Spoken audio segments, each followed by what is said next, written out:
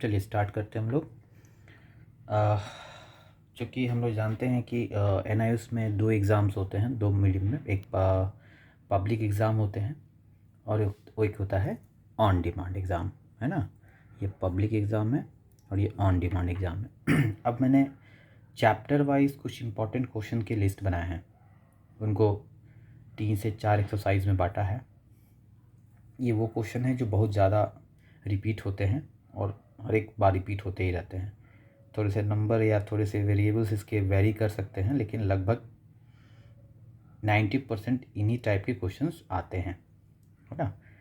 अब exactly same यही question नहीं आएगा, मतलब पैटर्न यही रहेगा, ठीक है। तो आज से हमारा स्टार्ट हो रहा है मैथ का, फिज़िक्स का, केमिस्ट्री का। नेक्स्ट डे से बाकी और सब्जेक्ट्स का भी, आर्ट्स का भी स्टार्ट होगा और साइंस का भी, बाकी का जो सब्जेक्ट है बायो वगैरह उसका स्टार्ट होगा। अब हम लोग इसमें से क्या करेंगे कि जैसे ये फर्स्ट चैप्टर है मैथ का सेट्स, है ना। इसके 3 एक्सरसाइज हैं, जिसका फर्स्ट एक्सरसाइज आज हम लोग बना रहे हैं इंपॉर्टेंट क्वेश्चन का। अब आपको नोट्स बनाने की ज़रूरत नहीं है, बुक्स खरीदने की ज़रूरत नहीं है NIOS का। बुक अगर NIOS से आ गया तो ठीक है, नहीं भी आया तो कोई इशू नहीं है। ये जो एक्सरसाइज हैं जितना हम यहाँ करा रहे हैं, इसको आपको प्रॉपरली फेयर करना है, नोट्स बनाना है इसको, और इसी को प्रैक्टिस करते जाना है, और इससे अलावा कुछ करने की ज़रूरत नहीं है, ठीक है। चलिए स्टार्ट करते हैं। तो पहला क्वेश्चन ये है, पहला क्वेश्चन पढ़ते हैं। Right the following in set builder form. अच्छा, हम लोग को सेट बिल्डर फॉर्म में लिखना है, और ये अभी जो है ना, ये रोस्टर फॉर्म में दिया हुआ है। A=, एक सेट है, ब्रैसेस के अंदर -3 से लेके 3, देखने से लग रहा है ये एक इंटीजर है। दूसरा है, ये हमारा एक नंबर है 3, 6, 9, 12, ठीक है, ये भी एक नंबर है ना। तो अब हम लोग देखेंगे कि इन दोनों को कैसे सॉल्व करना है। तो सबसे पहले हम लोग आंसर करते हैं ए का। अब चूंकि हमें पता है कि इंटीजर जो एक नंबर सिस्टम है, उसमें 3 पार्ट होता है। एक होता है नेगेटिव नंबर्स का, इंटीजर नेगेटिव। एक होता है ज़ीरो, जो non negative and non positive number है। और तीसरा होता है, थर्ड वन जो होता है, वो इंटीजर का पॉजिटिव होता है। तो ये 3 तरह का है और ये तीनों नंबर इसमें मौजूद है, तो ये तो एक इंटीजर है ही, इसमें तो कोई डाउट नहीं है। अब हम लोग चलते हैं इसको सॉल्व करने। तो देखिए, सेट बिल्डर फॉर्म में से जब भी हम लोग सॉल्व करना होता है, तो एक चीज़ हम लोग को ध्यान रखना होता है कि फॉर्मेट क्या होगा। तो चूँकि ए दिया हुआ है, सेट ए, ब्रैसेस लगा देंगे हम लोग दोनों साइड। अब लिखेंगे हम लोग एक्स क्लोन है, इसको क्या बोलते हैं, क्लोन। ये क्या है, क्लोन, है ना। ये ग्रीक सिंबल है, इसको हम लोग सच डैट भी कहते हैं, एक और नाम से जाने जाते हैं ये सच डैट, है ना। तो ये हम लगाएंगे। और अब देखो, X such that X belongs to integer, पहला वाला केस में तो इंटीजर है, साथ में ये इंटीजर कहाँ से कहाँ लाई कर रहा है, तो एग्जैक्टली -3 से लेके 3 तक। तो हम इसको लिखेंगे एंड लगा के, एंड -3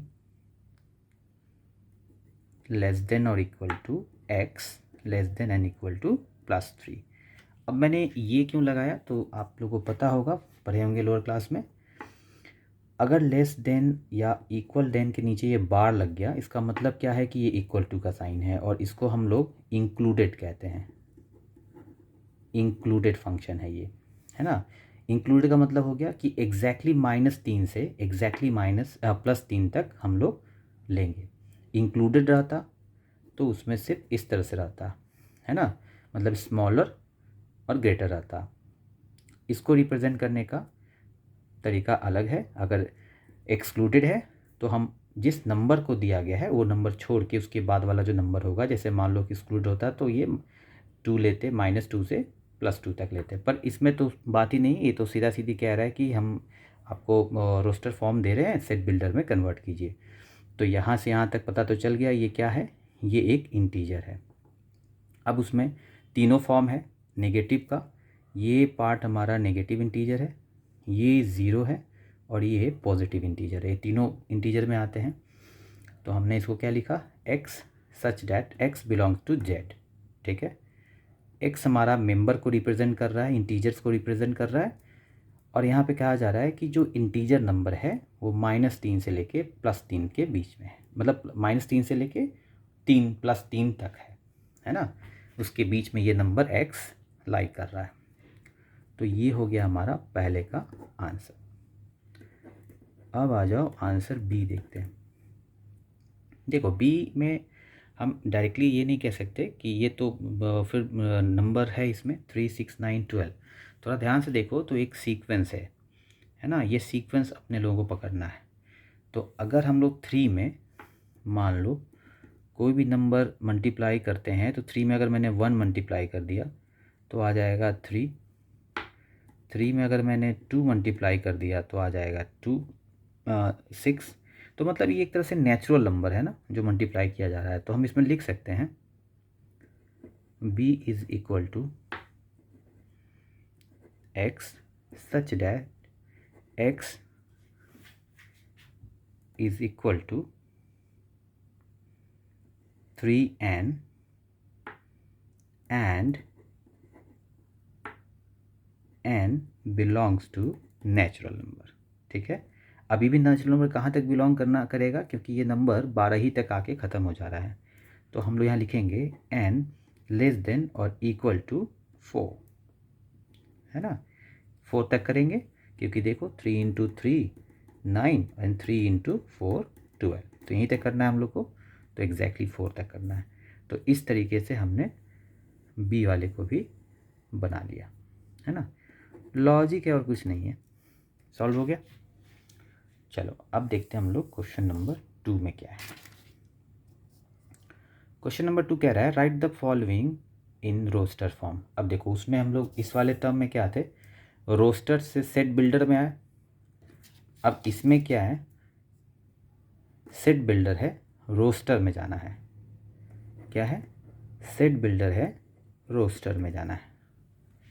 अब ये तो नेचुरल नंबर है, और किसके किसके बीच का नेचुरल नंबर है, तो 50 से स्टार्ट होता है 60 तक जाता है ना। तो हम लोग इसमें कुछ नहीं करेंगे, सीधे काउंट कर लेंगे। c इज इक्वल टू, ठीक है, कहाँ से, तो 50 से स्टार्ट करना है, इंक्लूडेड है, और 60 भी इंक्लूडेड है। तो 50, 51, 52, 53, 54, 55, 56 एंड टिल अप टू 60। काम ख़त्म, पहला का आंसर हो गया। कितना सिंपल था। फिर अब बात करते हैं आंसर बी की। अब आंसर बी में तो एक इक्वेशन दिया गया है ना, इसको हमको तोड़ना पड़ेगा। चलिए इसको स्प्लिट करते हैं बीच वाले टर्म को। तो हम क्या करेंगे, 6 और यहाँ जो है 1 उसको मल्टीप्लाई करेंगे तो 6 आ जाएगा। 6 का फैक्टर निकालते हैं, तो 6 का जब फैक्टर निकालेंगे, देखिए आ गया। अब इन दोनों को जोड़ेंगे तो आ जाएगा 5, तो मल्टीप्लाई करेंगे तो 6। तो चलिए इनको हम लोग उसी हिसाब से बनाते हैं और देखते हैं क्या आता है। तो इक्वेशन को पहले यहाँ सॉल्व कर लेते हैं कहीं कोने में। -5x + 6 = 0।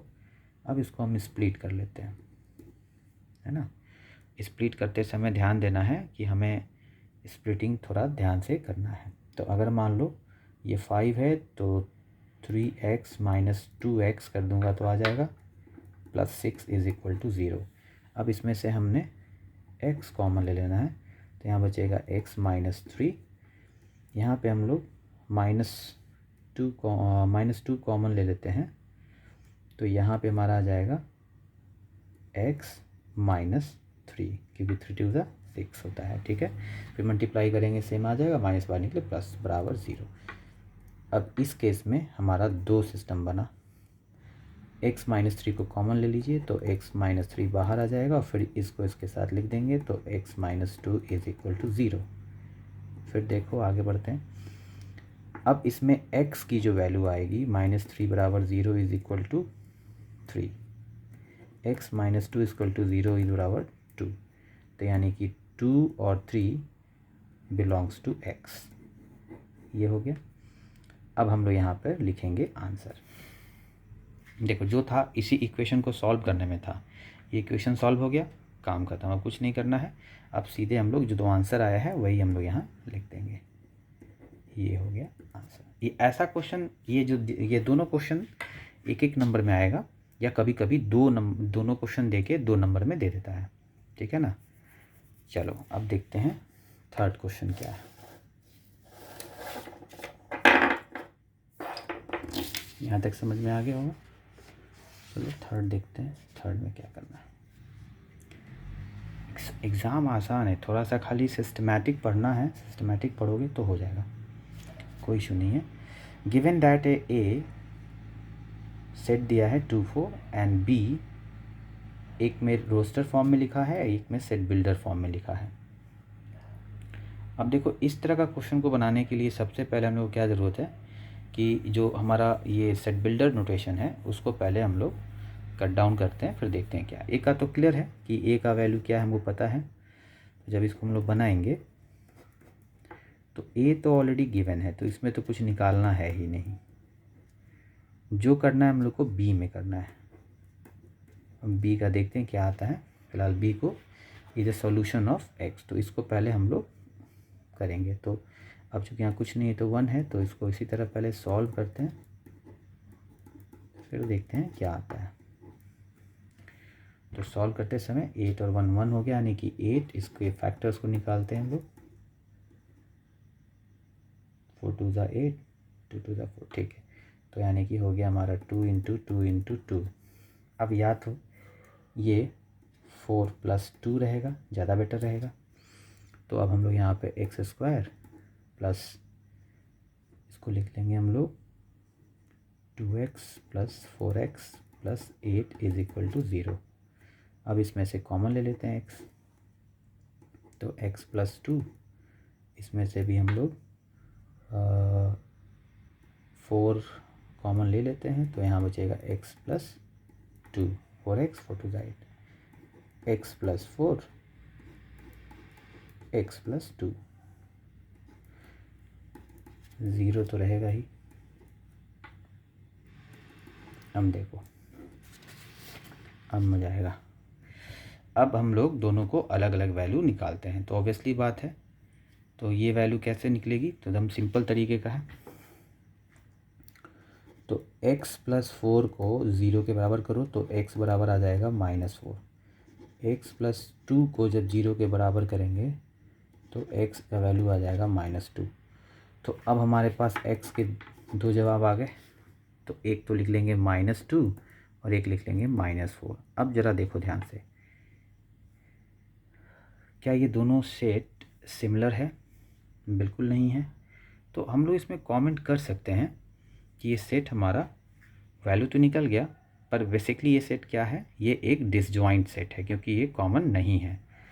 तो हम लोग एज ए कमेंट कर सकते हैं कि A and B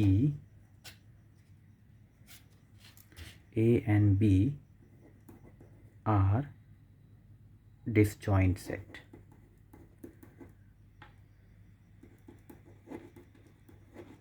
ठीक है ना, A और B एक डिसजॉइंट सेट है, इसको हम लोग ऐसे दिखा सकते हैं, क्योंकि कोई कॉमन नहीं है, नॉट इक्वल टू 5, सॉरी, है ना, क्योंकि कॉमन तो निकला ही नहीं, है ना। इसको मैं साफ से लिख लेता हूँ, A∩B = 5। क्या कॉमन निकला? 5, and that is the reason disjoint set है। डिसजॉइंट सेट का यही सिंबल है। अगर कॉमन निकलता तो लिखते हम लोग, पर यहाँ कॉमन नहीं निकल रहा है। ठीक है, चलो, तो ये तो हो गया डिसजॉइंट सेट। अब देखते हैं हम लोग का नेक्स्ट क्या है। तो ये समझ में आ गया, ये 3 क्वेश्चन हम लोगों ने सॉल्व किए। चलो अब देखो क्वेश्चन नंबर 4। इसमें कह रहा है कि which of the following set, A दिया हुआ है, ठीक है। ए में क्या लिखा है? ए में लिखा है कि है तो ये भी सेट बिल्डर नोटेशन, इसमें लिखा है कि एक्स जो होगा वो इरेशनल नंबर होगा और उसका जो भी वैल्यू निकलेगा वो इसको सॉल्व करने के बाद निकलेगा, ठीक है। दूसरे में कह रहा है कि जो b है वो इंटीजर है और उसकी वैल्यू -2 से लेके +2 तक है। आर एम टी, अच्छा ये दोनों सेट पूछ रहा है, क्या इनमें दोनों सिमिलर है या खाली है। तो एक एक करके पहले इन दोनों को इलस्ट्रेट करते हैं हम लोग। चलो सबसे पहले हम लोग लेते हैं फर्स्ट सेट में देखते हैं क्या आता है। तो let's convert into roster form, तभी तो क्लियर होगा। ये सब तो दोनों सेट बिल्डर नोटेशन में है। तो अब देखो, अगर इसको सॉल्व करते हैं हम लोग, तो जैसे हम लोग जानते हैं कि x² - 1 = 0 होगा। अब हम x को अगर ट्रांसपोज करते हैं राइट साइड को तो ये +4 होगा, +1 होगा, है ना। और ये स्क्वायर जाएगा तो ये आ जाएगा +-1, मतलब x की जो वैल्यू आएगी वो 1 और -1 होगी, तो वैल्यू होगी। अब यहाँ दिक्कत ये है, तो हम लिख सकते हैं 1 और -1। अब b वाला जो सेट है इसमें ऑलरेडी हमको पता है कि -2, -1, 0, 1 और 2 की इंटीजर है तो 0 भी आएगा। अब देखो एम्प्टी सेट है कि नहीं ये जानना है। तो एम्प्टी सेट के लिए क्या होना चाहिए कि एटलीस्ट हमें चेक करना है कि कौन सा एम्प्टी है कौन सा नहीं है। तो अब थोड़ा दिमाग लगाएंगे हम लोग, बहुत सिंपल सी बात है, थोड़ा सा सोचोगे तो जवाब मिल जाएगा, है ना। क्योंकि देखो इसमें क्लियरली है कि प्लस माइनस जो है वो हमारा एक इरेशनल नंबर है। तो ए में अगर हम लोग देख लें, ए में देख लें हमारा, तो ये ऑलरेडी एक एम्प्टी सेट है। क्यों है? क्योंकि ये जो वैल्यू है, रूट वाली जो वैल्यू है, ये बेसिकली क्या है, एक इरेशनल वैल्यू है, ठीक है। परफेक्ट वैल्यू तो है नहीं, है ना, वो एक इरेशनल वैल्यू है। तो पहला वाला पार्ट में हम लोग क्या लिखेंगे कि जो हमारा फर्स्ट पार्ट है एम्प्टी है, और सेकेंड वाला पार्ट है कि भाई हमारे पास 5 एलिमेंट हैं, 1 2 3 4 5, ठीक है ना। और ये सारे इंटीजर में बिलोंग्स करते हैं, ठीक है ना। इस वाले पार्ट में हम लोग बेसिकली क्या लिखने वाले हैं कि ये एक्चुअली में 5 है ना, ये एम्प्टी सेट है। क्यों? क्योंकि हमने ये वैल्यू तो निकाल ली है, लेकिन ये वैल्यू हमारा इरेशनल वैल्यू है ना, क्योंकि ये हमने यहाँ लिखा है ये समझाने के लिए, पर एक्चुअली में ये वैल्यू कुछ ऐसे लिखा जाएगा, प्लस माइनस इस तरीके से। तो ये कोई वैल्यू तो होगी नहीं, है ना। तो इसीलिए हम लोग लिखेंगे a = 5। अब इसका मतलब क्या हो गया कि ये एक इरेशनल वैल्यू है। क्लियर हो गया? सिंपल सी बात है। क्योंकि ये बात हम लोग को तय है कि इस इक्वेशन को सेटिस्फाई करने के लिए हमें कोई एक नंबर चाहिए, लेकिन इसको हम लोग बिना इरेशनल नंबर के तो कर ही नहीं पाएंगे, क्योंकि ये रूट आ जाता है। और रूट का आपको हम बताए थे डे 1 क्लास में कि जिस पर भी रूट आता है that number is called surds. और यहाँ पूछा जा रहा है इरेशनल नंबर, तो फिर अलग अलग वैल्यू आ जाती है, और सर्ट्स की जो वैल्यू आएगी वो एक डिफरेंट वैल्यू आएगी। तो hence first part is empty and second part is 5 element. Clear हो गया? चलिए अब आते हैं हम लोग फिफ्थ पे। Which of the following set are singleton. देखो सिंगलटन सेट का मतलब होता है एक सिंगल एलिमेंट होना चाहिए। चलो देखते हैं। अब कह रहा है, पहले इसको रोस्टर में बदलते हैं। अब कह रहा है कि x जो होगा इंटीजर होना चाहिए, और x की वैल्यू जो होगी, अभी तो सिंपल सी बात है ना, 0 किया है तो x = 2 हो जाएगा। तो इसमें तो हम लिखेंगे कि भाई a की वैल्यू हमारी 2 हो गई। b वाले केस में एक रियल नंबर है। अब इस केस में देखो, जब ये रियल नंबर है, अगेन फिर यहाँ पे आ गया रूट, है ना। तो फिर तो ये सिंगलटन होगा नहीं, 1 2 आ ही जाएंगे। क्योंकि हम y माइनस 2 इक्वल टू 0 करेंगे तो y जाएगा उस साइड, फिर y पे आ जाएगा √2 और इसको हम लिख सकते हैं ±2। तो इस फॉर्म को जब हम लगा देंगे तो फिर ये हमारा कहने का मतलब है कि या तो हम लोग इसको ऐसे लिख लें या तो हम लोग इसको +√2 और -√2 लिखें।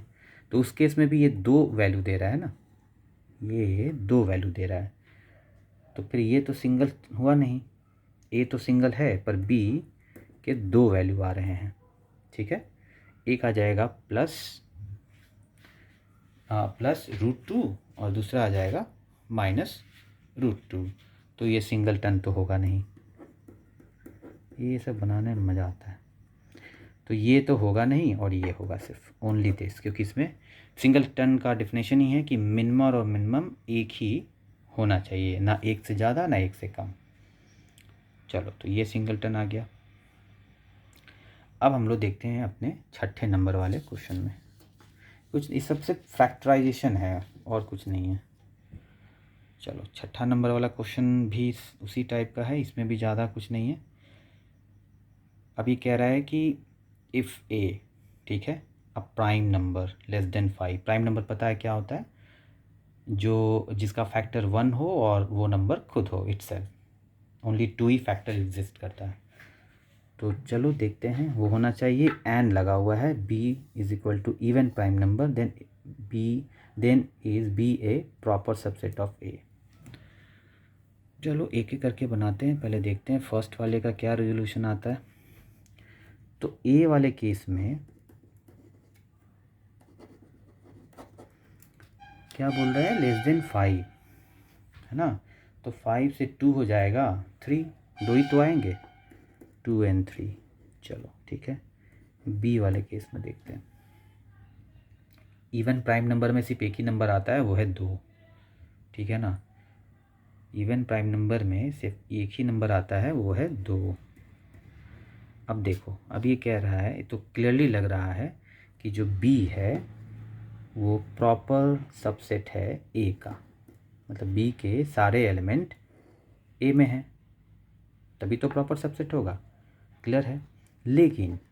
लेकिन b is not equal to a, this is the finding, है ना।